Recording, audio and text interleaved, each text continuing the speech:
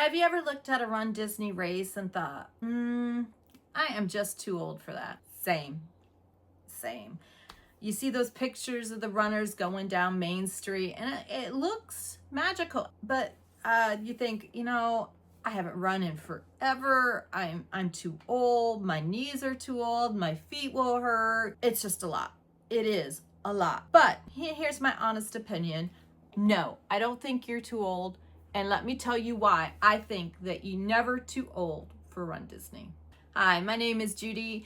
My channel is about Run Disney. Lots of Disney content, crafting Disney content, and just encouraging women who are now over 50, who are in that change of life and learning how to do things for us again. And I want to talk today about you're not too old for Run Disney and why you're not too old for Run Disney.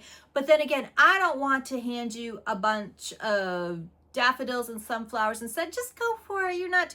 No, there needs to be some serious conversation before you hit that registration frustration, because registration is its own event. Are you too old for Run Disney? Let's talk about it. So when people ask the question, am I too old for Run Disney? I think there's a lot of fears in there. Am I too old? What happens if I get swept? What happens if I'm the slowest runner out there? What happens if I get hurt? And it's all the what ifs. And let's face it, Run Disney is not cheap. It is kind of expensive. And when you're going for a race weekend, usually it turns into a whole vacation thing. So there's the expense of that. It's a lot of things that, you don't want to disappoint yourself, but you really don't want to disappoint the people who are going with you and supporting you. So you feel like it's all on your shoulders. It's a lot. But I am not here to dissuade you. I am not here to dissuade you because I don't think anybody is too old for Run Disney. And you have to realize there are people out there doing the run, walk, run method. There are people 50, 60, 70, and 80. I have seen them. I am one of them, but I've seen women, especially a lot older. I've seen men too,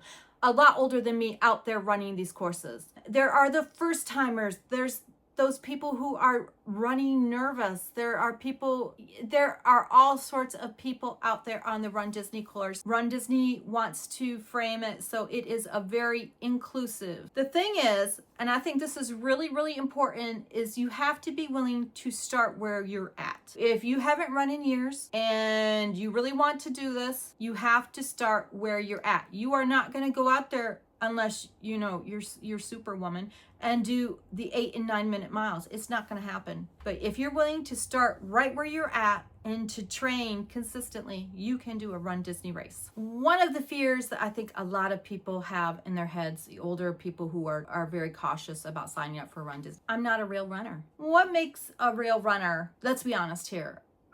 Do you have to run the entire race as fast as you can? No. My goal is to get to that finish line. I can do run, walk, run, which I think is an excellent method for those of us over 50. We can do intervals of walking and running, and that works. That helps our body recover, and it has helped thousands of people make it to the finish line. It is one of the things Disney encourages. So you will not be the only one out there. There are people that walk the whole entire race and still manage to cross that finish line. What is a real runner? I don't think there's such thing as a real runner. If you run and you're doing these races, you're a runner. My goal as a Run Disney runner is to not destroy my feet, to get my castle picture, because I like castle pictures.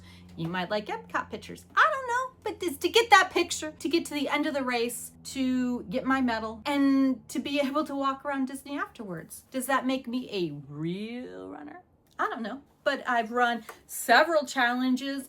My feet are not destroyed, and I am still enjoying it enough that I am signing up for more races and more challenges. Training when you are in your 50s and 60s and 70s and beyond is completely different than training when you were in high school or in college or in the military. For starters, technology has changed so much.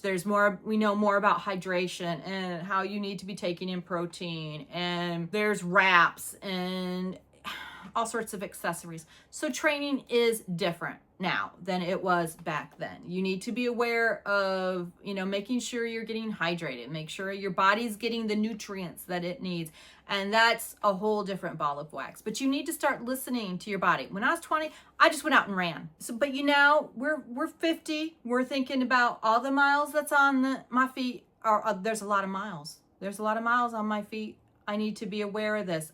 I need to take care of myself. I need to be aware that recovery is not a weakness. Recovery is a part of training. I need to come to the realization I need to consistently show up for myself. You cannot bully your body into a race weekend. It's training after you're 50, 40s, 50s, 60s, whatever. You have to start to listen to your body. You have to be aware that your body may need more rest than it did when you were 20 something. It's just part of that life.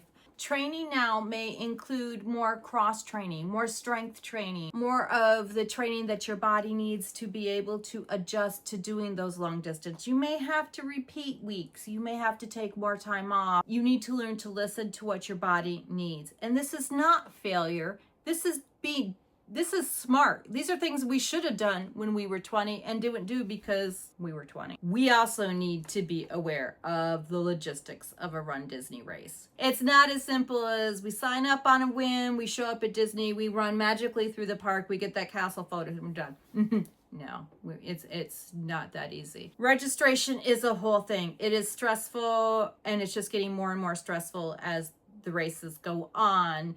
You have to decide whether you're going to stay at a resort or if you're going to stay off property, transportation. It is a magical event, and there is nothing like running down Main Street or running up in Epcot around the countries. Those are two of my favorite spots to run around, and that is magical. But there are crowds at the expo. After you take the transportation to the Epcot parking lot where most Run Disney races queue up, there's a lot of people in those corrals. I tried to logistically figure out how many people were in each corral.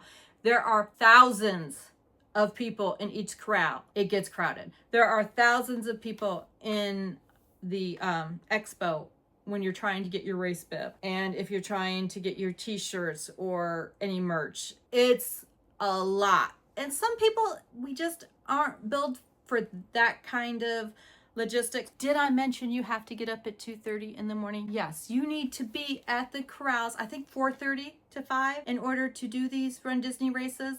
It's a lot. I am not a morning person. I will get up and run at 7 a.m., but you're talking 2:30.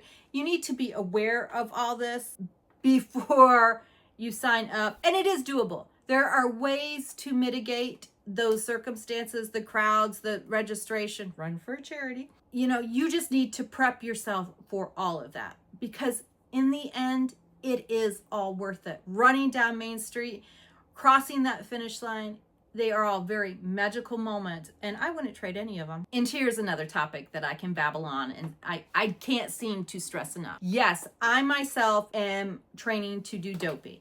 And if you don't know, Dopey is a 5K, a 10K, a half, and a full marathon on 4 consecutive mornings.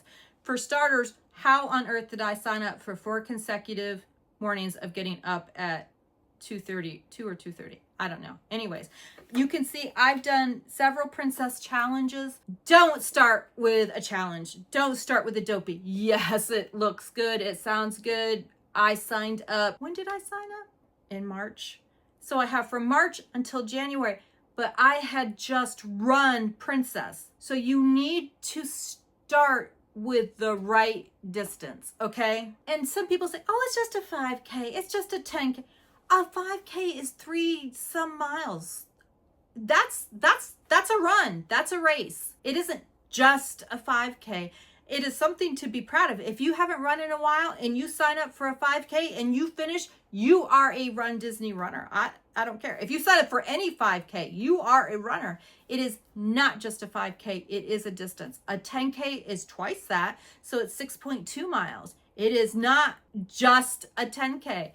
A 10K is a distance. So don't feel like, well, I'm not a real runner if I just sign up for a 5K.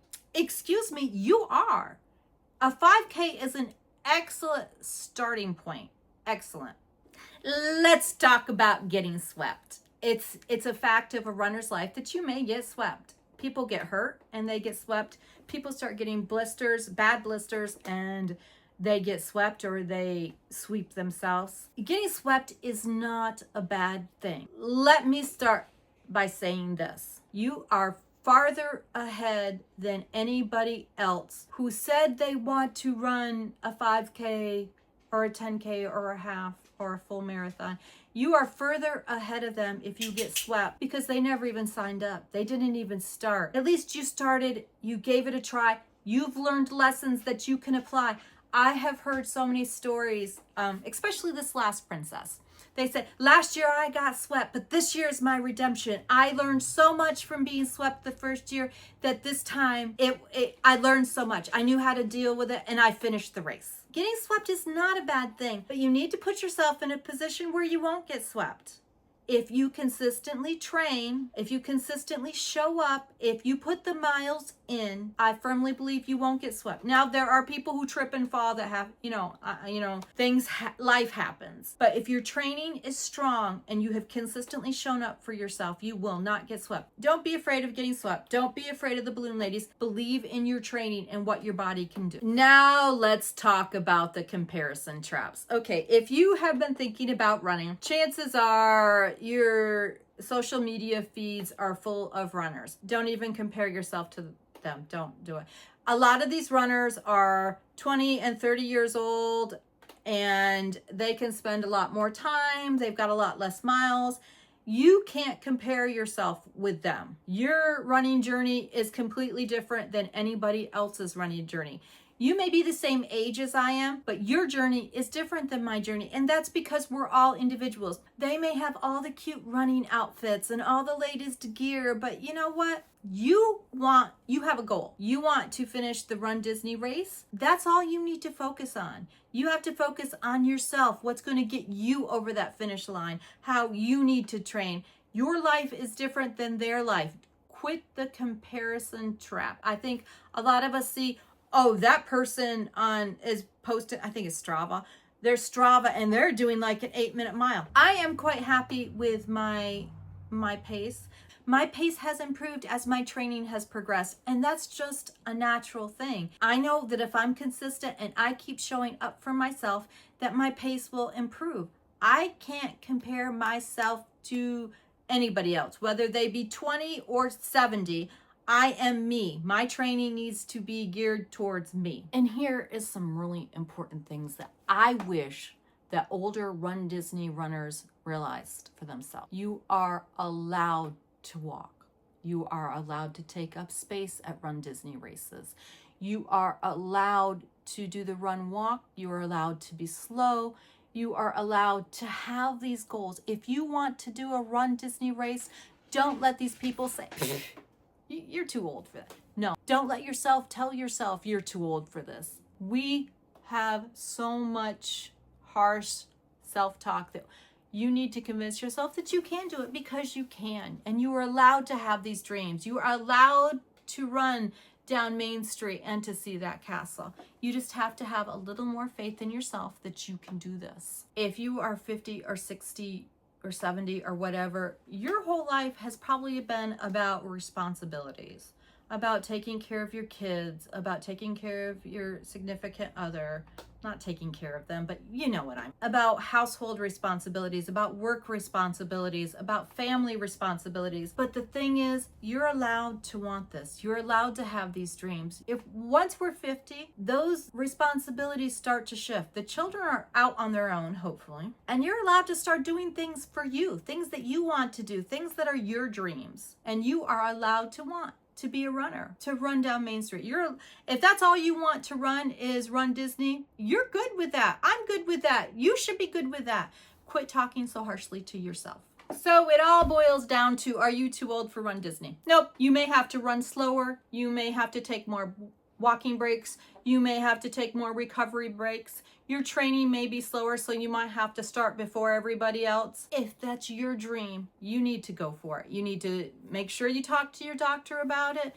Make sure that you find a running coach, if that's what you need, that knows that you are starting over again at this age and you really need to be a beginner. You need to allow yourself that, and you can have a wonderful, magical time at Run Disney. So if you are out there wondering if you're too old for Run Disney, I really, really hope this gave you a little bit of encouragement. It is what is it they say? Every mile is magic, and it really is. And it still can be when you're over 50. You just need to be able to go at it realistically. And if these are your goals, I am here for you. I am here to encourage you and to support you. Go ahead and hit that subscribe button, because there will be a lot more Run Disney content. Like I said, I am training for Dopey. I have been doing Run Disney now for a few years, 4 or 5 years. I don't know. I've lost track. Trust yourself, trust your training, know that you can do this. And as always, have a magical day.